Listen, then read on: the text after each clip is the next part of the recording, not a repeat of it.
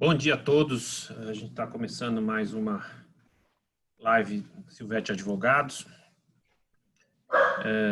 Nessa manhã de hoje, nós vamos contar de novo com o Roberto e a Marcela, que estão com a gente desde o início, participando dos debates, trazendo ideias, discutindo. E a proposta de hoje é trabalhar um pouco o retorno dos investimentos, o retorno das atividades, e principalmente dentro do que a gente imagina seja alguma normalidade modificada diante do período de confinamento, diante do que a gente precisa tomar de cuidados em relação à questão de higiene, saúde pública e também a modificação em função disso de todo o negócio alimentação. Para dar um exemplo de um nicho de mercado de varejo, de prestação de serviços, que a gente tem observado, né? Mais do que nada, mudam as relações privadas, que vão também alterando de uma forma bastante incisiva a relação tributária. Nós trabalhamos nisso os últimos dias, discutimos bastante isso com a Marcela e o Roberto. Então, a gente vai começar trabalhando um pouco a reestruturação dos negócios na área de alimentação, né? Então, começa por uma revisão profunda nos contratos, né? A gente não vai se ater aos contratos de trabalho, porque é uma área muito regulada e não está fora do nosso escopo, da nossa especialidade, mas, de modo geral, também, claro, é uma influência muito grande, a alteração dos contratos de direito privado, dos contratos relacionados ao negócio de alimentação. Então, você imagina que durante 90 dias as pessoas trabalharam remotamente, os restaurantes, os negócios de alimentação fecharam, de alimentação como um todo, não em todos os níveis, vertical e horizontal, né? Para a gente entender que esse confinamento tem consequências negociais. Então, quem está na ponta na geração do alimento teve um represamento de alimentos, teve uma revisão no formato logístico de entrega de alimentos e também em todo o aspecto econômico. Na ponta da distribuição, né, também teve no meio da distribuição, na ponta, né, vamos falar claramente, no meio da distribuição houve uma supressão, né? Então, muitos distribuidores de alimentos foram substituídos, simplesmente eliminados, porque a ponta do fornecimento e a ponta do consumo se uniram e esmagaram o intermediário. Então, as distribuidoras de alimentos praticamente deixaram de existir e, claro, isto muda a estrutura negocial. Então, você quita, né, ou tira da cadeia um meio importante, que tem precificação sobre essa atividade, tem estruturação logística e contratual sobre essa atividade, também tem uma relação tributária. Então, toda a estrutura do negócio de alimentação foi levada a uma servicificação, foi levada a uma economia digital que dificilmente vai voltar ao que era antes, muito embora a gente possa dizer que volte em alguma medida, mas como foi feito, na estrutura que foi feita, esta estruturação, a reestruturação, a gente imagina que vai ter consequências imediatas. Então, a gente vai analisar as consequências práticas imediatas na ponta E uma das primeiras questões que a gente observou, e aí já começando a debater com a Marcela, foi a consequência sobre os contratos de locação, né? Então, a gente teve conversa com vários amigos, colegas, né, que estão discutindo todos os contratos de locação. Nessa discussão, a gente tem uma revisão de todo o contrato. Antigamente, as revisionais de aluguel eram centradas no valor, né? Centrado no valor, às vezes no valor e no prazo de validade do contrato, quanto você vai ficar no imóvel. Hoje, você vai rever praticamente todo o contrato de locação, e esta revisão, aí tem, de novo, uma discussão que a gente teve no passado, não passa só pela teoria da imprevisão, mas pela teoria da alteração das bases contratuais, que é um negócio que você tem no Código Civil, diante da desestruturação de bases contratuais, da possibilidade de revisão do contrato em si. E aqui eu já provoco a Marcela para me dizer o seguinte: em que medida você acha que dá para a gente já entrar com uma revisão contratual no judiciário, e como está esse comportamento do judiciário, se ele está receptivo a esta mudança estrutural? Marcela, bom dia. Bom dia a todos. Primeiramente, queria dizer que é um prazer estar aqui mais uma vez. E realmente esse tema é muito interessante, é um tema que atinge muito diretamente tanto o consumidor quanto grande parte dos empresários, né, que estão nesse ramo. Realmente, essa questão dos contratos é muito interessante, porque ela aumenta o conceito da revisional. Antes, quando a gente pensava em teoria da imprevisão, lá no começo da pandemia, mesmo quando a gente falou isso, era tudo muito baseado na realidade do negócio, ou seja, estamos enfrentando uma crise, temos aí um decreto de calamidade pública, né? E a visão ela ficou presa nisso. O negócio ele não está aberto. Só que passado esse tempo, né? Esses meses, hoje a gente já consegue perceber uma mudança no comportamento tanto do consumidor quanto dos próprios negócios que tiveram que se adaptar, porque até então ninguém sabia o tanto que essa situação ia se estender. Realmente se estendeu bastante, estamos há meses, né, enfrentando essa questão. E durante esse tempo, os estabelecimentos foram vendo que eles não podiam ficar esperando as coisas melhorarem, que eles tinham de fato que se adaptar. E, paralelamente a isso, o consumidor também foi mudando a sua forma de enxergar esse tipo de ramo, né? As relações foram alteradas, alguns cuidados que as pessoas não tinham foram tendo. Isso impacta diretamente o negócio, impacta a base do negócio, o modelo do negócio. Então, esse padrão restaurante que a gente vê, praça de alimentação, o próprio self-service, isso por um tempo, a previsão é que não vai voltar a ser assim por um tempo, tanto por conta da aglomeração de pessoas, que a gente vai ter que evitar até que se tenha uma solução definitiva para a pandemia, como também por conta desse novo comportamento do consumidor, que hoje em dia ele vai herdar algumas questões, principalmente esse cuidado com os alimentos, higiene e questões sanitárias. Então, se antes a gente pensava em uma revisional baseada numa crise, numa falta de faturamento, hoje a gente já tem que aumentar esse conceito e pensar num novo modelo de negócio, num novo perfil do estabelecimento e, obviamente, a base desse contrato, então, acaba mudando. O judiciário ele vem sendo bem aberto com relação a essas revisionais em tempos de pandemia, baseado nesse argumento que a gente falou lá atrás, que era a questão do modelo do faturamento não estar acontecendo, das empresas estarem fechadas. De fato, essa nova forma que a gente vai ter que trabalhar vai ser uma novidade tanto para nós advogados quanto para o próprio judiciário e também para os próprios empreendedores. Eu entendo que existe uma abertura, eu acho que isso é uma realidade e vai acontecer. O judiciário ele tende, né, da forma que a gente vem acompanhando, né, os julgamentos, os acontecimentos, ele tende a ser bem receptivo, porque eu acho que o fato ele já existe, ele está escancarado.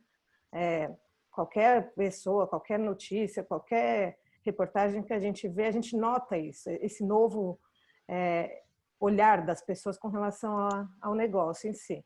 Então, eu acho que já é o momento, sim, como a gente defendeu lá nas primeiras lives, né, que as pessoas têm que se antecipar, elas não podem ficar de braço cruzado. Novamente, eu retomo esse entendimento aqui. Eu acho que, sim, já é a hora de trabalhar isso, de rever esses contratos, se não via extrajudicial, também, por que não pela via judicial? Porque a realidade já mudou, essa mudança ela já existe. Hoje a gente fala de comércios fechados, mas eles vão reabrir em breve, eles estão em vias de reabrir, a gente não sabe exatamente se vai ser semana que vem, daqui a um mês, mas isso vai acontecer. Tudo indica para isso, mas não vai poder reabrir da forma como era antes.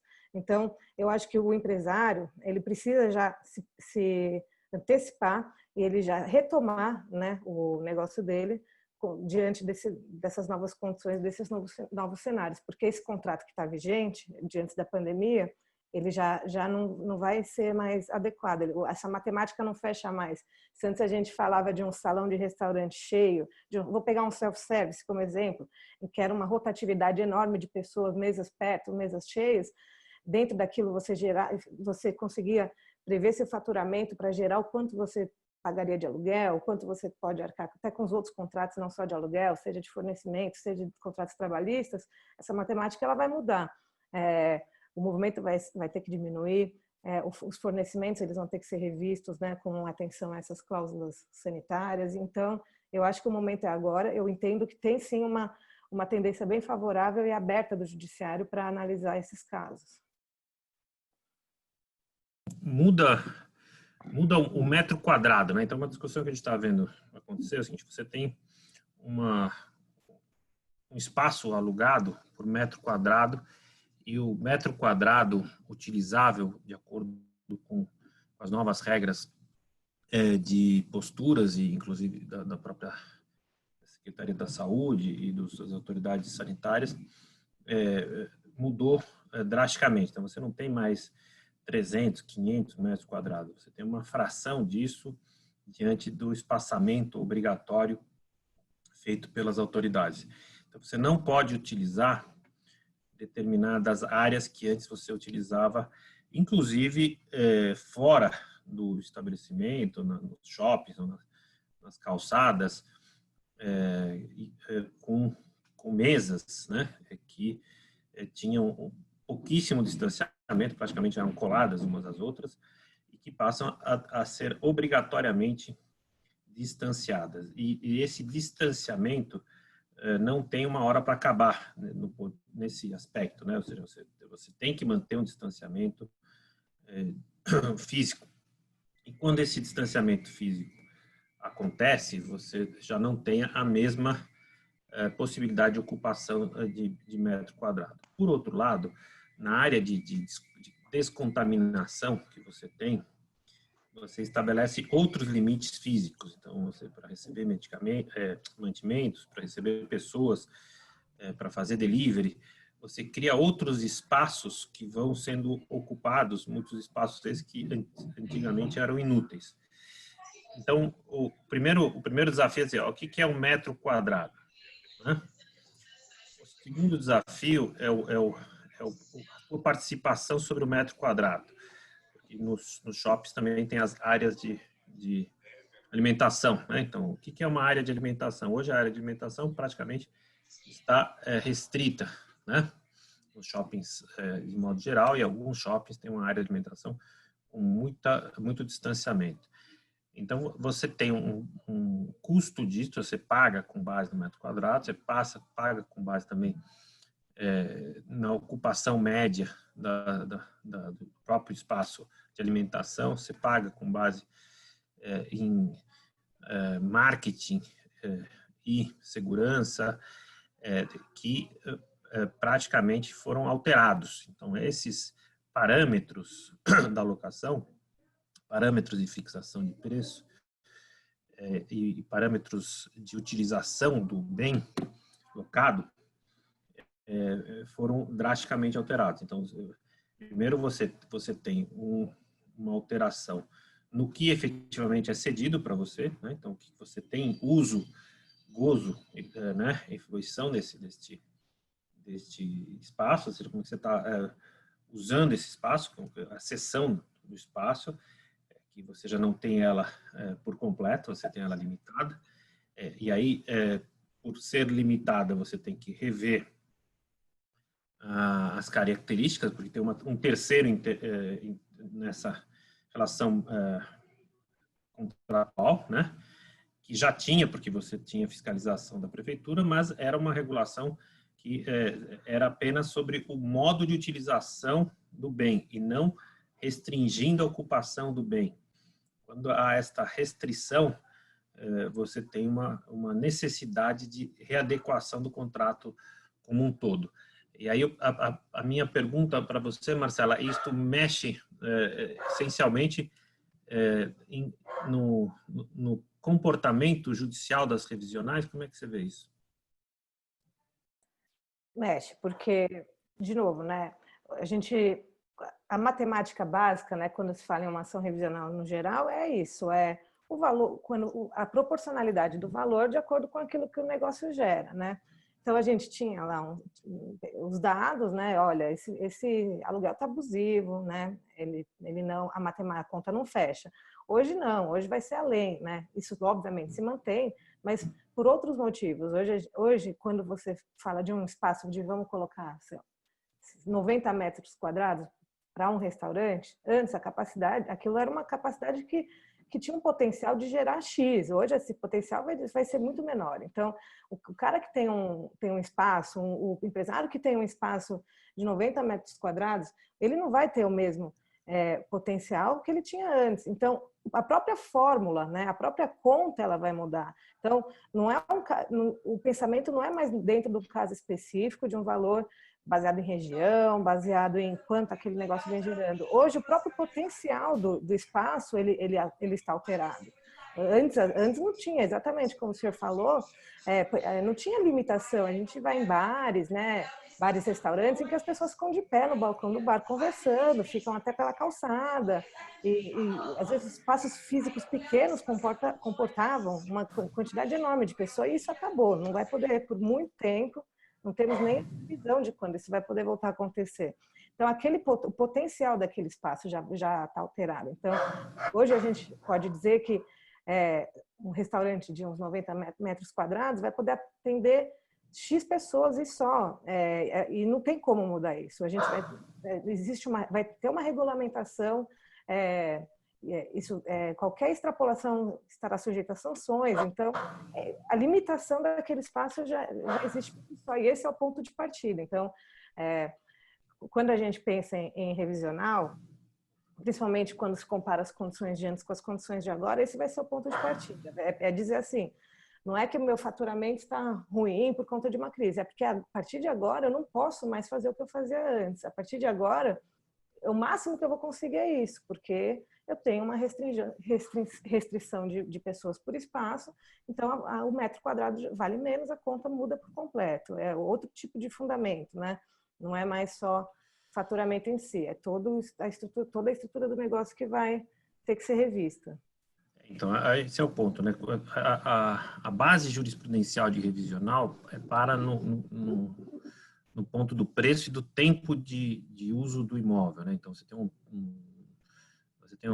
3 anos, se não me engano, que você tem lá para você poder rever o valor do aluguel.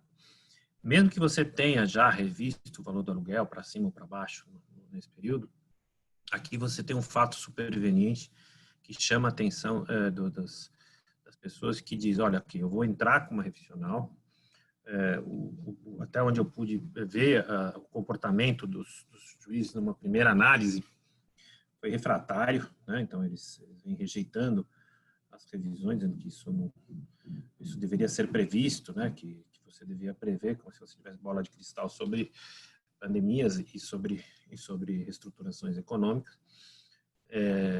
Então, o que está forçando uma melhor estruturação das peças, né? Porque se você for seco na questão do preço do aluguel, você vai esbarrar numa jurisprudência, vamos dizer, um pouco pró-locador, né?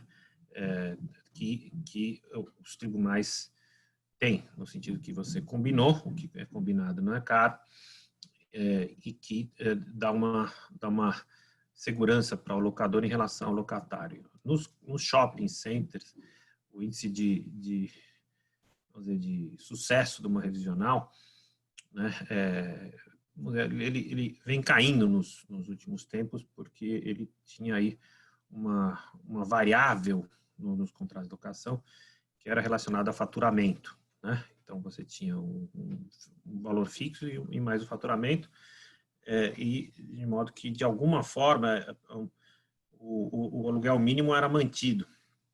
E as revisões exigem perícias, e as perícias são sempre bastante controvertidas, né? Você tem a perícia com base em metro quadrado alugado na região, metro quadrado alugado nos shopping centers. Então, os parâmetros eram parâmetros que normalmente tendiam a levar uma discussão para um aumento e não para uma diminuição.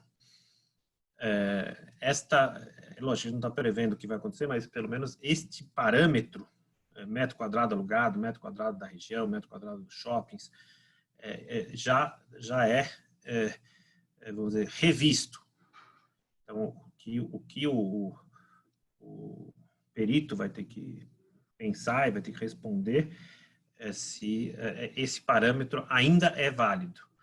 Porque existe até um parâmetro de bolsa de imóveis, bolsa de locação, associações de shoppings, né, que eram levadas para esse estudo. Agora, aqui eu vejo que tem uma mudança, e nessa mudança tem uma complexidade maior. Não sei se você está de acordo e se você tem uma perspectiva para um e para o outro lado aí, que você pode nos dar. Mas é exatamente esse o ponto. Quando se discute a revisional com base nos argumentos de antes, né? Então, aquilo que eu falei, preço de região, faturamento, isso é uma coisa. Eu acho que o grande ponto aqui é justamente extrapolar, e eu acho que vai além de uma teoria de imprevisão, é outro ponto. A questão é justamente mostrar que aquilo que se fazia antes, o contrato foi firmado dentro de uma realidade que hoje mudou. Então, assim, se a gente tem um negócio que não tem o potencial de antes, que não tem como gerar a renda, né, movimentar o dinheiro que movimentava antes, isso não é matematicamente impossível que se mantenham os contratos nos mesmos modos de antes. Então, eu acho que esse é o grande ponto que tem que ser alegado e que eu ainda não vejo muita discussão nesse sentido. Eu vejo muita coisa baseada em teoria da imprevisão, baseada numa crise pontual que de fato existe, né? Que de fato a gente está enfrentando. E principalmente no começo tivemos muitos julgamentos favoráveis quando ainda não se tinha desenhado o cenário, quando ainda a gente não sabia para que caminho ia. Hoje a gente vê que muitos empresários, obviamente, foram extremamente afetados, mas muita gente também conseguiu se reinventar. Temos o delivery, né, que tem dado um respiro para muitos estabelecimentos, mas eu acho que hoje as pessoas não existe mais aquele pavor de antes, né? Hoje as pessoas entendem o que está acontecendo. Então, os juízes, quando a gente trabalha nesse argumento de crise pontual, os juízes eles já têm um olhar diferente do que eles estavam tendo no começo da pandemia. Mas, no meu ponto de vista, eu não sei se os senhores concordam, eu acho que a discussão vai além. E com relação a isso, para mim é um entendimento muito claro na minha cabeça. Eu acho que não tem muito como trabalhar com os modelos de contratos que tínhamos antes diante de uma realidade totalmente nova. E isso a gente falando só de contratos de locação, sem mencionar os outros, contratos de fornecimento, que também vão ter que ser revistos, porque hoje existe uma preocupação, inclusive, do próprio consumidor com a transparência da procedência dos insumos, com a questão da higienização. Então, se antes a gente olhava se o prato e o copo do restaurante era limpo, hoje existe uma preocupação em saber de onde as coisas estão vindo. Isso foi despertado dentro dessa pandemia. Eu vejo muito essa movimentação do próprio consumidor. Então, Eu acho que a gente até comentou na live anterior que às vezes o judiciário e o legislativo eles andam passam um pouquinho atrás do comportamento da sociedade.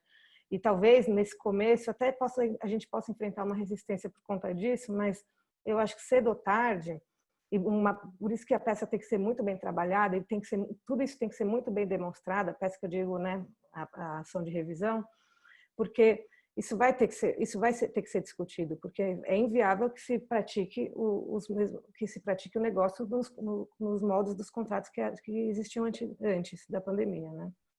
Vai se tornar impraticável. Para passar por uma questão tributária também, mas antes você entraria com uma ação para rescindir o contrato de locação hoje? Baseado em tudo que a gente falou. Mudou totalmente. Eu quero parar, eu não quero mais revisional, eu não quero mais uma ação que tenha por objetivo continuar na locação, né? Então, esse é um ponto que vem a reboque dessa reestruturação, porque se eu tenho um contrato de 5 anos, 10 anos para cumprir, e eu não quero mais cumprir esse contrato, ou eu não vejo condições existentes para cumprimento desse contrato, eu posso pleitear a rescisão Sim. desse contrato. Normalmente a gente faria revisional, né, de aluguel, né, a partir do tempo de contrato, tentando aumentar o prazo, né? Da lei, exatamente. Mas eu acho assim, essa decisão de revisional ou rescisão do contrato, ela tem um viés bem negocial. Eu entendo que cabe eu acho que às vezes existe um impulso, vamos dizer assim, meio de querer rescindir, de acreditar que não vai dar. Eu entendo que tem que ser feita assim, uma análise para ver se o negócio é viável ainda. Existem negócios que não vão ser mais viáveis, existem pessoas que vão preferir encerrar suas atividades. Eu tenho um ponto de vista relativamente conciliador, eu costumo trabalhar dessa forma, assim, na minha cabeça, conforme nas minhas orientações. Então, evidentemente, antes de trabalhar uma rescisão de contratual que diz respeito, né, muito provavelmente, ao encerramento das atividades, eu tentaria analisar se existe uma possibilidade de readequação do contrato, mas se for, de novo, dentro do ponto de vista negocial, se for a opção mais viável, se não existisse uma maneira de reestruturar esse negócio, sim, eu entraria com uma ação de rescisão contratual, só que isso também corre com problemas, né? Existem sanções, existem multas, então do ponto de vista financeiro às vezes nem é tão benéfico rescindir, né? Quando se tem algumas cláusulas muito duras com relação à rescisão antecipada desse contrato. Muito bom. Então, o Covid consegue afastar esse tipo de penalidade, Marcela? Aí Difícil. O contexto que a gente vive hoje, poderia alegar ele como uma forma de falar, olha, eu vou rescindir o contrato, mas eu não quero incorrer na multa. E, por um motivo de força maior, que é o que a gente vive hoje, o juiz não aplica. É um pouco difícil, assim, é um argumento, é uma linha de raciocínio, mas o contrato teria que ver como que esse contrato ele é estruturado, teria que ver se existe algum tipo de previsão nesse caso de força maior, caso fortuito, alguns contratos eles de fato têm, mas eu entendo que no judiciário esbarraria assim no entendimento. Eu acho que, bem ou mal, existe uma situação de caso fortuito, força maior, como a gente já discutiu, mas, por outro lado, a gente tem a questão do locador, que também depende daquele contrato para se manter, muitas vezes é a fonte de renda, então teria que achar esse equilíbrio. A rescisão contratual, ela gera ônus para o locador, e a multa ela existe justamente não é para penalizar a parte que opta, né, por rescindir antes do prazo, mas sim para reequilibrar esse contrato, né, para proteger o locador de ter gastos não planejados por conta de uma rescisão antecipada que muitas vezes acontece. Então, eu acho um pouco complicado quando a gente fala em isenção de multa, mesmo que a gente pense em caso fortuito força maior. Na prática, a gente vê alguns descontos, né? As partes elas têm tido um viés bem conciliador por conta de tudo que está acontecendo, mas assim, isentar de multa eu acho difícil, do meu ponto de vista. Bom, do comportamento ainda de comercial, nós temos o ponto, né? O ponto comercial que aparentemente está desafiado, né? Então você tem um preço sobre o ponto, você tem uma venda de ponto. Quando você vai negociar, você fala tantas vezes o faturamento, 6 meses de faturamento para frente, é um método de avaliação de padaria, mas funciona para todo o varejo, principalmente alimentação. Você pega 6 meses de movimento e projeta o que seria o fluxo de caixa descontado.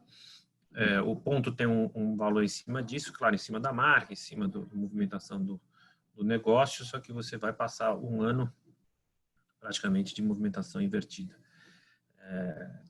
Nesse ambiente, você tira um aspecto muito importante do negócio de alimentação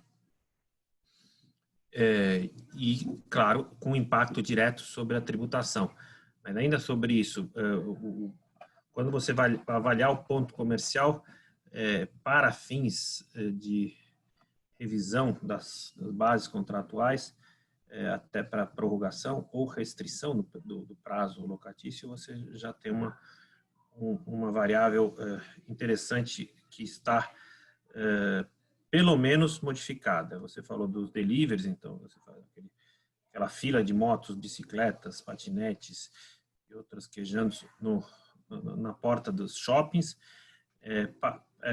passa a ser um elemento constante e que também modifica o negócio, porque eu tenho uma receita sobre o que você vende na loja. E o que você vende na loja também pode ser delivery. Só que o delivery passou a ser maior do que a venda física, né? A venda presencial.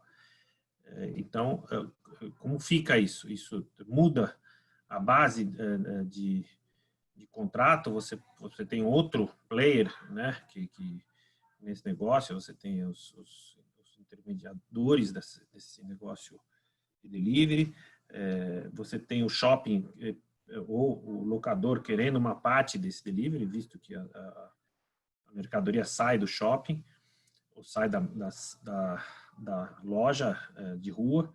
Isso, claro, tem um impacto também sobre a tributação, que é o ponto que o Roberto está se preparando para responder dentro da ideia que ele tem desse negócio. Mas o que eu te perguntaria, mudou esse aspecto? Você vê que a jurisprudência pode tender a considerar o ponto como uma variável menor dentro do negócio de locação comercial? Esse é o grande desafio, né? Evidentemente que do meu ponto de vista eu acho claro que existe, eu vejo como essa mudança de forma bem clara. O desafio justamente é direcionar a jurisprudência para esse caminho também, né? Eu acredito que possa existir uma resistência de início. Eu acho que é uma discussão que vai dar muito debate, né? A gente vai ver muito debate nesse sentido. A mudança, para mim, ela existe. Eu acho que quanto a isso não tem muito como negar. Eu acho que é um fato que é claro, praticamente incontroverso, né?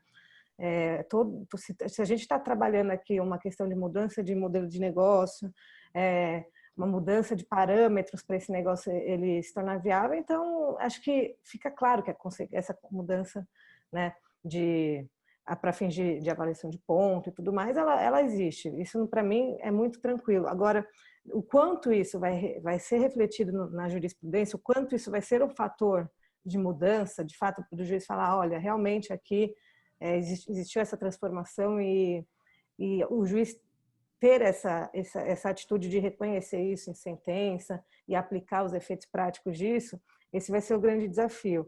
Eu, de fato, eu enxergo que nesse ponto específico a gente possa enfrentar uma pequena resistência, sim, mas eu acho que como tudo, né, como tudo que a gente vê essas grandes mudanças no judiciário, de fato passa-se por uma discussão e depois a tendência é que para mim vai ficar impraticável. De novo, eu acho que vai ficar impraticável que essa mudança, essa visão, né, a forma de enxergar esse tipo de negócio se mantenha como era antes. Então, ainda que eu acredite que possa haver uma resistência, eu acho que é uma matéria que tem que ser levada sempre para o judiciário.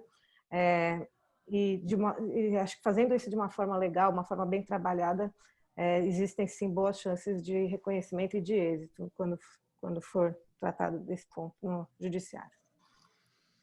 Muito bom. Então, Roberto, agora tua preocupação é como é que eu tributo tudo isso, né?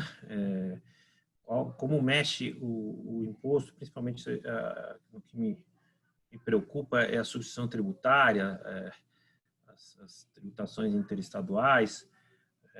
Você, como um juiz do TIT, deve enfrentar esses problemas logo, logo. Mas aproveitando que você ainda está com o chapéu de advogado, eu posso perguntar e saber se você está pensando nisto de uma maneira assim, ok, eu já tenho uma discussão antiga, né, sobre se o ICMS tem um componente de serviço, não tem, qual é o componente de serviço, ainda tem uma discussão na parte hoteleira, sobre os coitados dos hotéis estão todos pela hora da morte, mas o fato tinha uma discussão há muitos anos na jurisprudência paulista, trabalhando o que é serviço, o que é fornecimento de alimentação.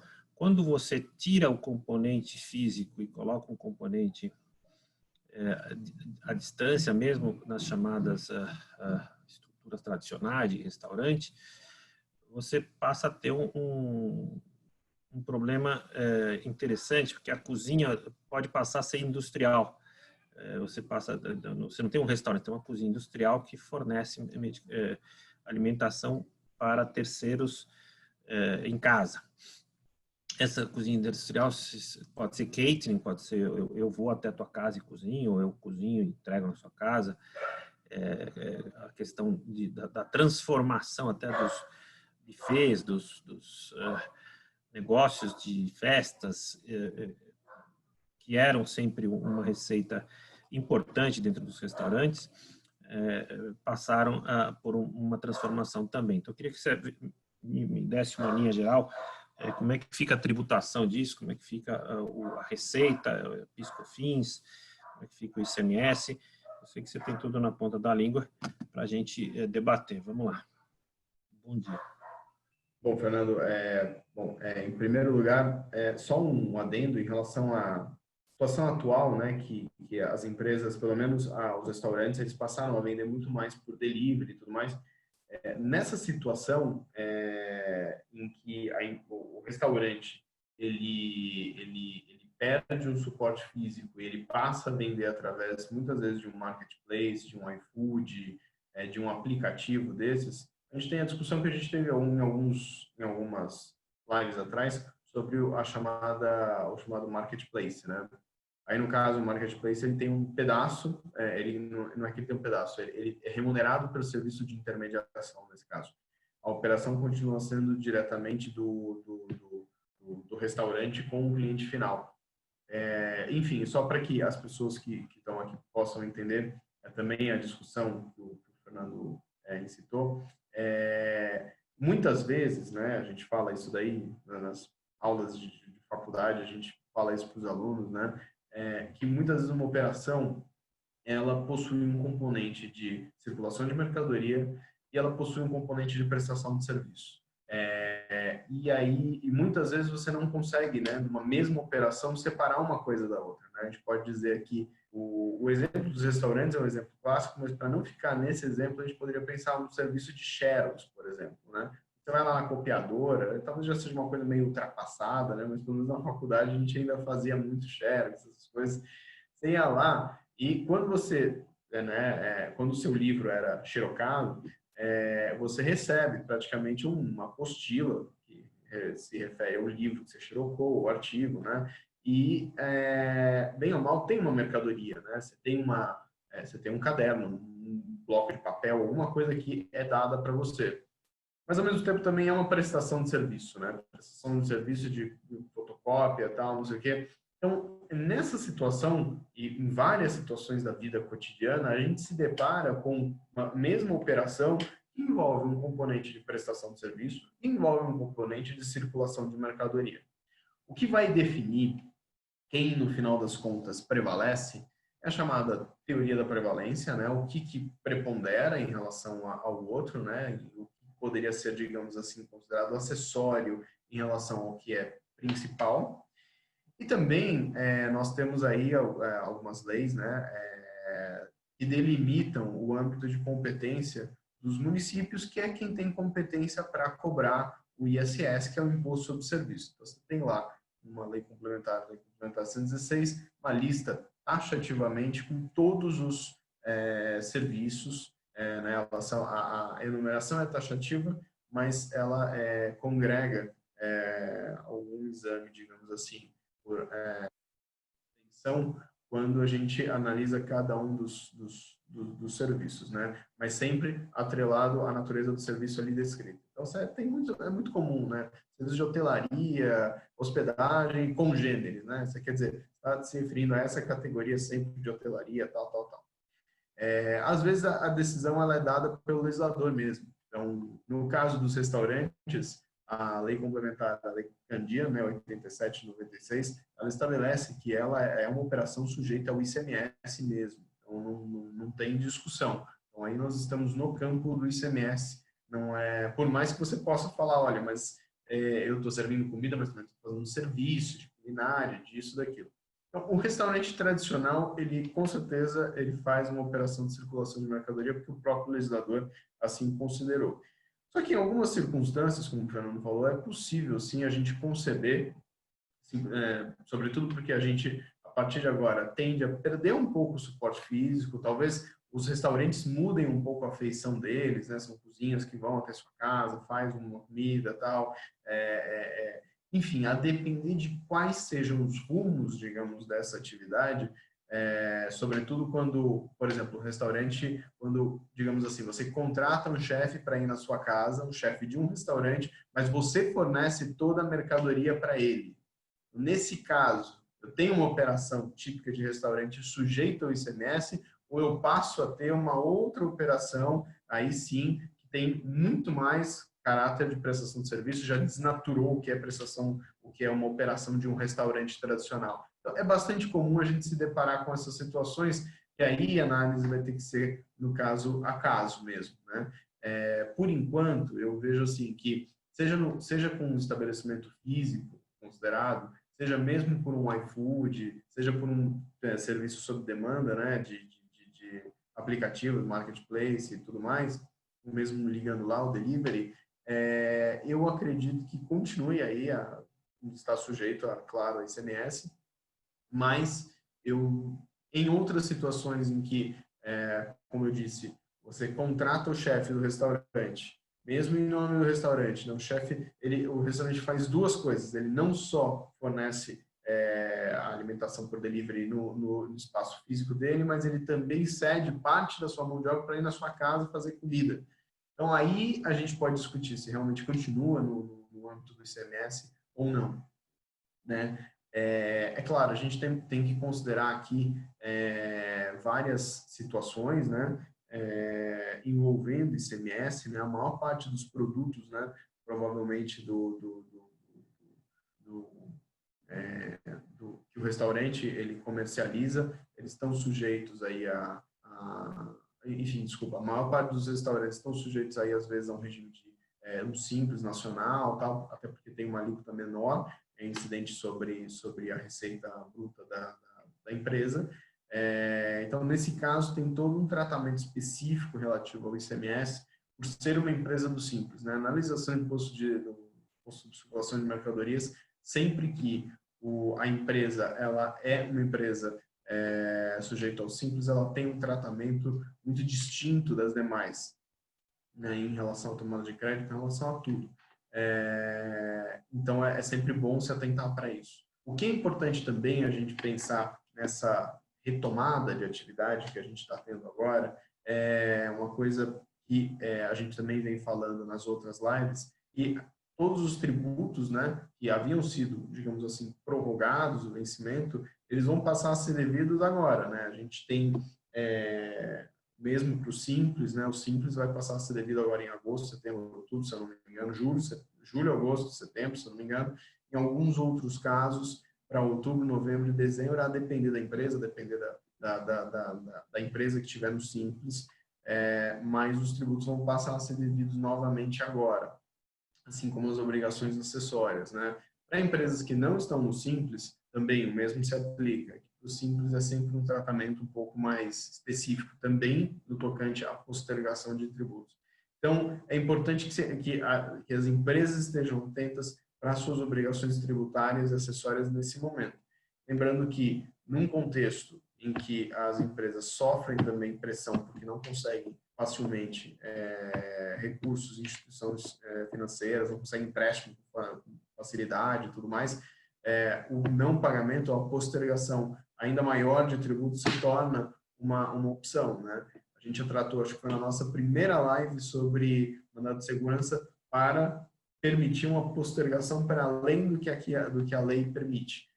Então, nesse caso, ainda é possível esse tipo de postergação, mas o judiciário já demonstrou alguns precedentes em que ele é um pouco relutante a aceitar isso. Mas ainda assim, inclusive essa semana nós estávamos discutindo no escritório uma nova liminar que realmente concedeu a postergação de tributos, porque é aquilo que a Marcela comentou na primeira parte da nossa conversa, né? A gente está num contexto em que é um contexto muito atípico, isso muda inclusive a nossa forma de ver o negócio, de pactuar contratos de locação, né?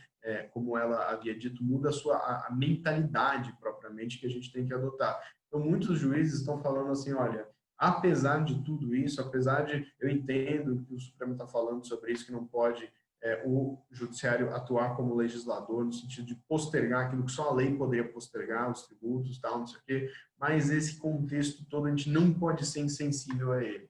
Então, ainda assim, é uma possibilidade, sim, é algo de se pensar, mas a gente teria que provar justamente que a empresa não tem aí recursos de maneira alguma para saldar sua situação, para continuar seu negócio, as obrigações mínimas, né, que pagar seus empregados e tudo mais. Mas, enfim, e aí, claro, isso se aplica para todas as empresas, né? Quando a gente pensa em estruturas maiores, um pouco mais desenvolvidas de restaurantes, né? Digamos assim, grandes restaurantes que têm grandes cozinhas, cozinhas às vezes que são são cozinhas centralizadas que fornecem para várias unidades do restaurante, aí sim existe muito mais espaço, pelo menos nesse momento, para a gente pensar a estrutura do negócio, né? Pensemos aí em uma grande rede de restaurante, podemos pensar aí Manara, Galetos, grandes redes que a gente tem, né? Muitas vezes tem uma cozinha própria, centralizada, que produz a comida, né? Que faz a comida e entrega em todas as unidades de restaurante.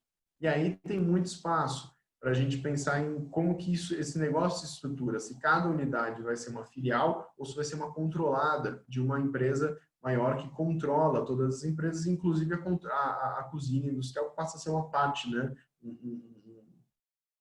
Passa a ser uma parte da estrutura dessa própria controladora, né?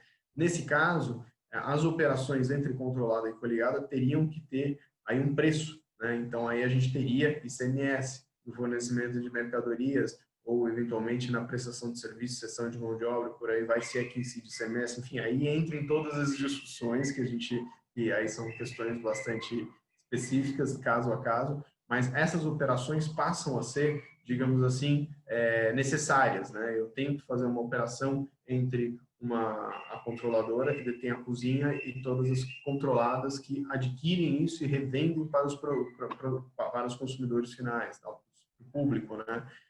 Que é uma situação diferente se, por exemplo, eu não tiver controladas, eu tiver filiais. Aí, se eu tiver filiais, eu não tenho operações internas.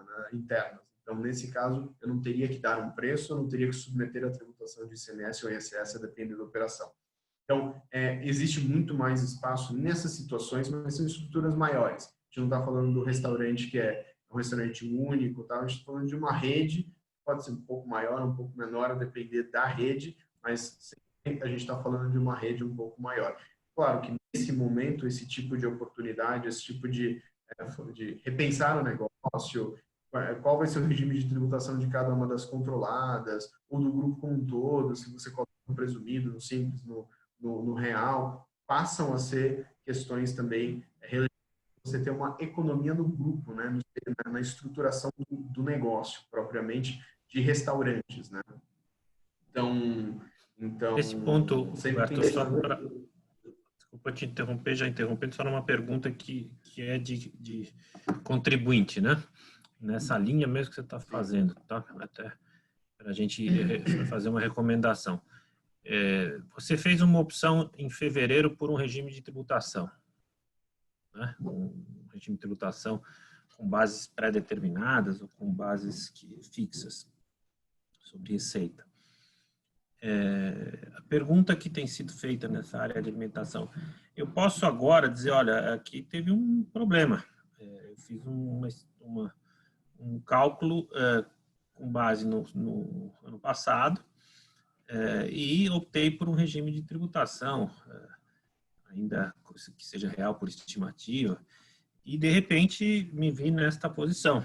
Então, tanto investidores que trabalham com empresas no lucro real, por estimativa, como também presumido ou simples, fazem sempre a mesma pergunta. Eu posso, no meio do caminho, falar, olha, aqui teve um problema.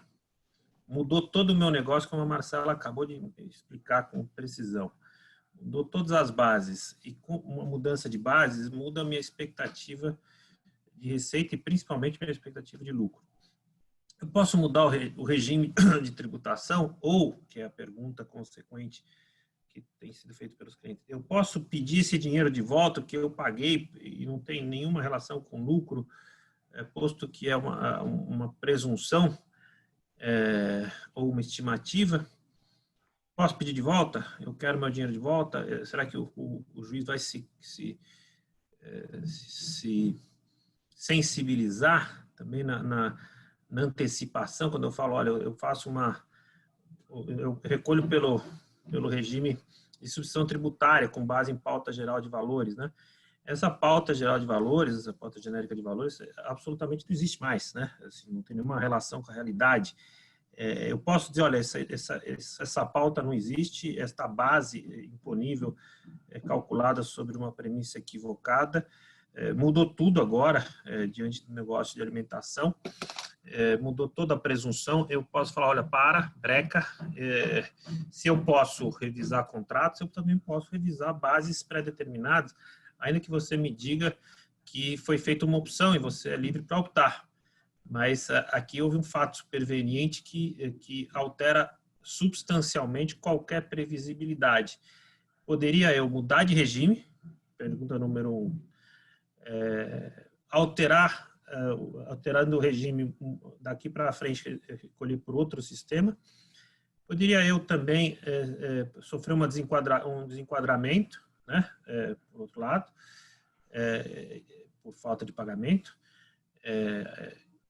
Ou ainda, se eu falar, não, eu vou ficar, mas eu quero meu dinheiro de volta. Eu paguei por bases pré-determinadas, estimativa, eu quero saber se eu vou receber esse dinheiro de volta, eu posso restituir, como é uma discussão feita também lá fora do Brasil. Claro que você tem 2 minutos para responder, e sei que você vai responder com essa celeridade que te é peculiar. Olha, Fernando,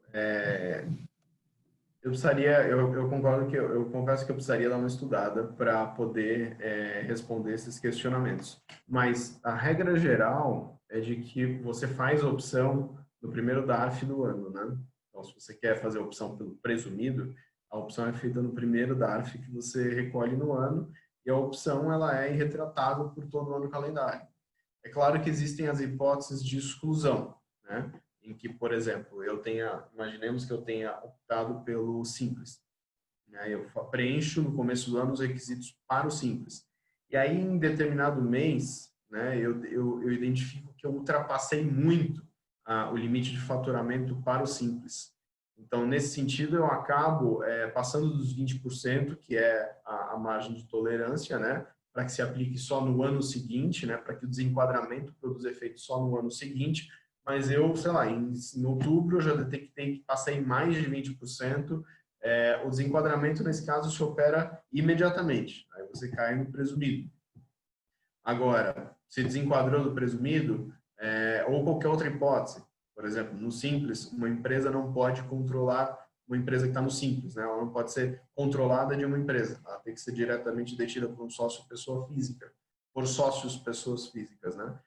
Então, nesse caso, se ela passar a ter uma controladora, ela é desenquadrada. Então, é sempre nos exatos termos da lei, né? As hipóteses de exclusão, mas eu acredito que uma vez que você fez a opção, ela é irretratável durante o ano calendário. Agora, realmente eu precisaria analisar para ver se tem alguma válvula de escape nesse sentido, para poder voltar. Não sei se você está no presumido e você fez a opção pelo presumido, mas você quer no meio do ano pegar e sair para o real. Eu, honestamente, precisaria dar uma olhada nisso. Em geral, a empresa já se planeja e já pensa, eu vou ter muito prejuízo, melhor ficar no real. Eu aceito ter que entregar todas as obrigações acessórias do lucro real, eu aceito me submeter à contabilidade um pouco mais demorada, que é do lucro real, mas eu faço isso porque eu quero ter o meu direito eu tenho um monte de despesa, quero constituir prejuízo e carregar isso para frente. Então, aí é uma opção, né? Porque no presumido, evidentemente, você olha para a receita e nunca para as despesas, né? Mas eu precisaria realmente dar uma olhada para saber se eu poderia fazer isso ou não. Agora, o que mais que você perguntou? Tinha mais alguma coisa? Não, basicamente era isso. Até você foi preciso, tem 2 minutos em ponto. Obrigado aí pela tua resposta. Imagina. Claro que você vai ter que enfrentar isso na prática, porque tem gente que já que você responde se eu posso pegar meu dinheiro de volta, principalmente no regime de estimativa, imposto de renda, lucro real por estimativa. Mas isso vai ficar para talvez um outro debate. É muito importante que isso tenha sido destacado por você, essa forma de opção tributária que você faz, e toda a mudança na alimentação que a Roberta comentou com bastante clareza aí para todos que estão nos ouvindo. Queria agradecer a todos por participar dessa live, e a gente vai manter nossas lives semanalmente com a participação de vocês, e agradeço a todos. Tenham um bom dia, uma boa tarde e até a semana que vem. Um abraço. Até mais, gente. Boa tarde. Boa tarde.